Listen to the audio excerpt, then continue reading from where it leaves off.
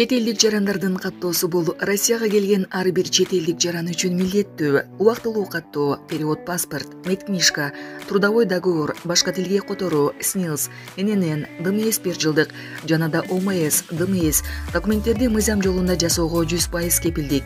Урматтуу замандаштар, иш кагаздарда кандай көйгөй болбосун кайрылыңыздар. Кызматташуу үчүн +7 929 541 0205 Эрлан менен байланышыңыз. Биз менен кызматташууну унутпаңыз.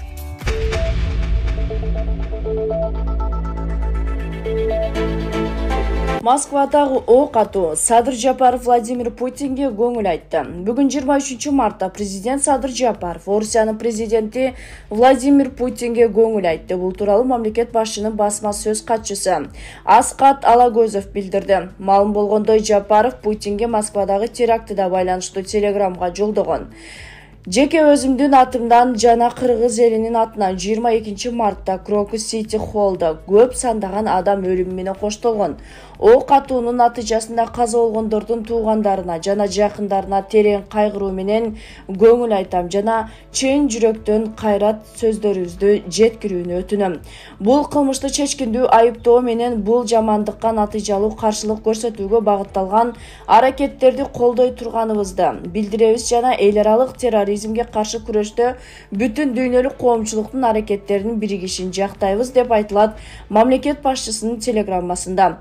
Эскерте кетсек, кече 22 мартта кечинде Москвадагы Крокус Сити Холл концерттик залында ок атылып, ондогон адам каза болгондугу кабарланган.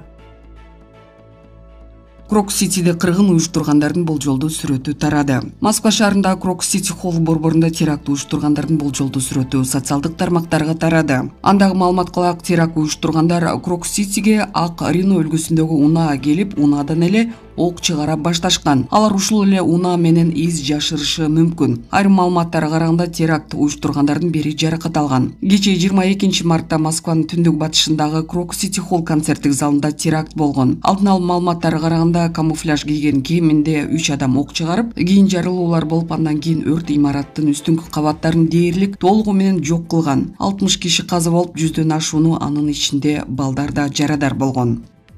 Террористтердин өздүгү белгилүү болду, алардын баары Тажикстандын жарандары. Крокус Сити Холлдо ок чыгарган 6 террористтин 4-өсүнүн өздүгү такталды. Алар Тажикстан жарандары экени кабарланды. Бул тууралуу орус басылмалары жазууда. Алар Насреддинов Махмад Расул 37 жашта, Исмонов Риводжидин 51 жашта, Сафалзода Шохинджон 21 жашта, Назаров Рустам 29 жашта. Бардыгы Тажикстан жарандары экени айтылат. Ошондой эле экөө Брянск облусунда кармалганы кабарланууда.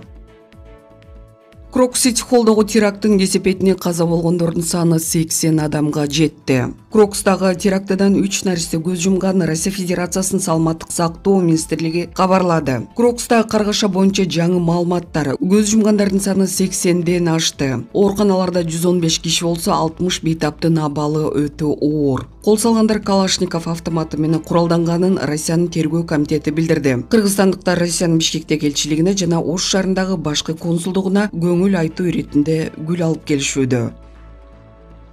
Крокустагы терактыдан кыргызстандыктар жабыркады деген маалымат тастыкталган жок. Москвада орун алган ок атууда 2 кыргызстандык жабыркады деген маалымат тастыкталган жок. Бул тууралуу Тышкы иштер министрлигинин басма сөз кызматынан билдирди. Маалыматталгандай, жабыркагандардын алдын ала берилген тизмесинде Кыргызстандын 2 жараны тууралуу маалымат тастыкталган эмес. Учурда өлкөнүн Тышкы иштер министрлиги менен Москва шаарындагы элчилиги каргашалуу окуяда жабыркагандар тууралуу маалыматты тактоо иштерин жүргүзүүнү улантууда. Эске салсак, кече 22 март күнү кечинде Москва шаарындагы Крокус Сити Холл концерттик залында ок атуу орун алган. Каргашалуу окуя пикник тобунун концертинде өтүп жаткан учурда болгон. Анда белгисиз адамдар ок чыгарышкан, имаратта жарылуу болуп өрт чыккан. Орусиянын тергөө комитетинин соңку маалыматы боюнча терактыдан 60тан ашык адам каза таап, ооруканаларга жаракат алган 147 адам түшкөн. Бул окуяны Орусиянын Тышкы иштер министрлиги теракт деп атап, тергөө комитети кылмыш ишин козгоду. Медведев Крокустагы террордук чабуулдун Киев үчүн кесепеттерин айтып берди.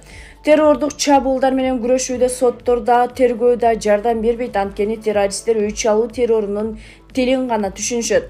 Бул тууралуу Коопсуздук кеңешинин төрагасынын орун басары Дмитрий Медведев Крокус Сити холлдогу атышуудан кийинки өзүнүн Telegram каналында билдирип өттү.